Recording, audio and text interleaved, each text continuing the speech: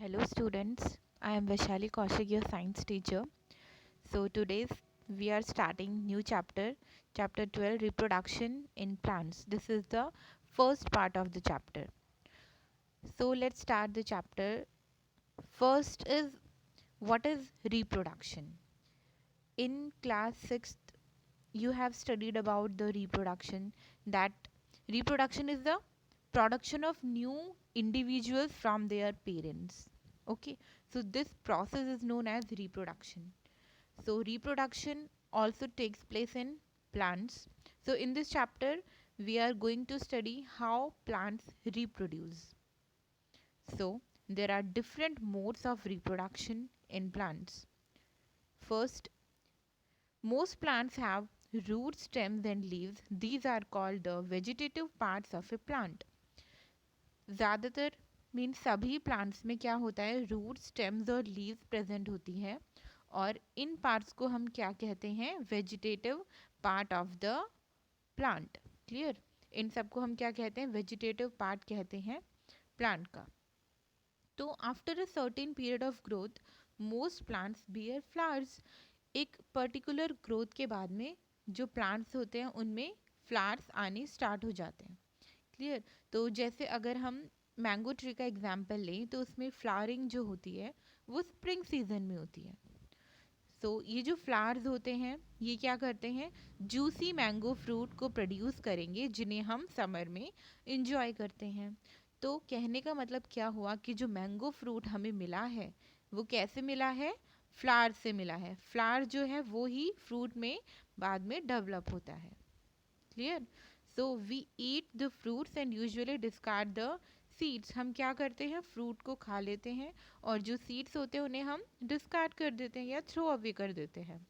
तो सीड्स को हम नहीं खाते हैं. सीड्स किस लिए यूज़फुल होती है, सीड्स क्या करती है, जर्मिनेट हो जाती है और एक नया प्लांट ग्रो करती है.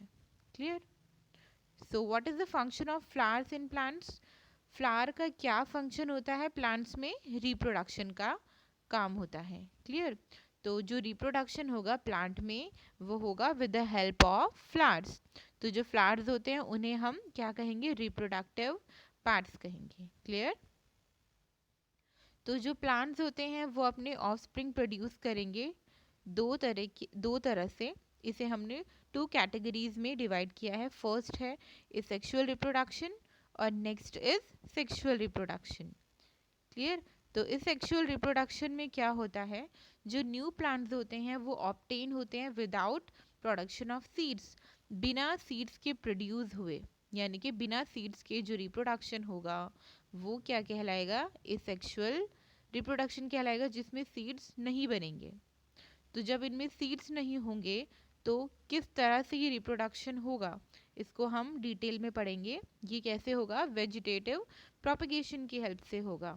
क्लियर, तो जो एसेक्सुअल रिप्रोडक्शन वाले प्लांट्स होते हैं जिनमें एसेक्सुअल रिप्रोडक्शन होता है वो कैसे प्रोड्यूस होते हैं, with the help of roots, stems, leaves and buds.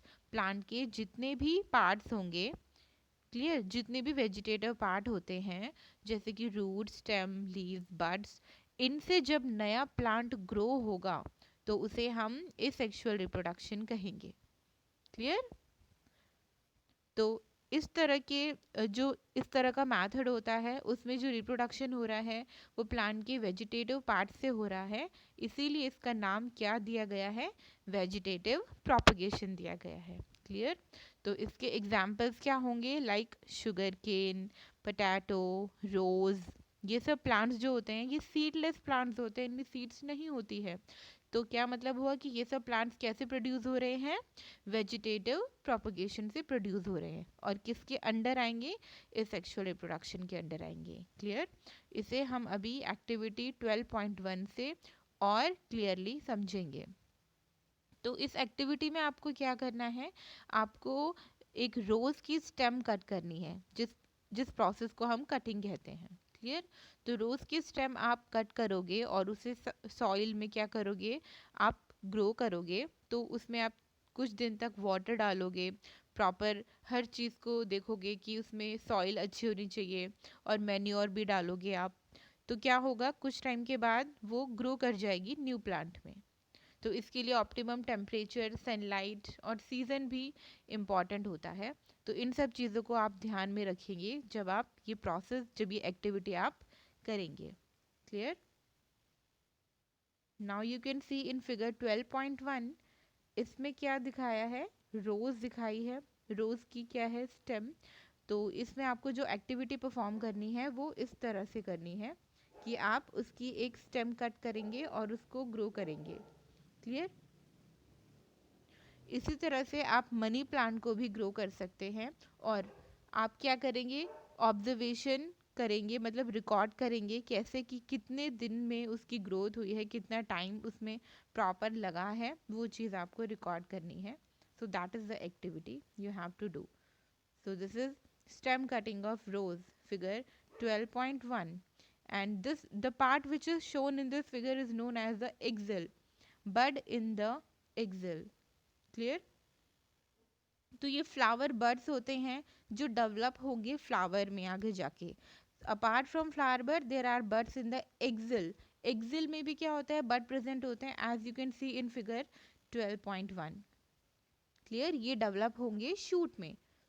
These buds are called vegetative buds. इन बर्ड्स को हम वेजिटेटिव बर्ड्स कहते हैं, जो आगे जाके शूट बनाएगी। शूट क्या होता है, प्रॉपर कंप्लीट प्लांट होता है एक्सेप्ट रूट।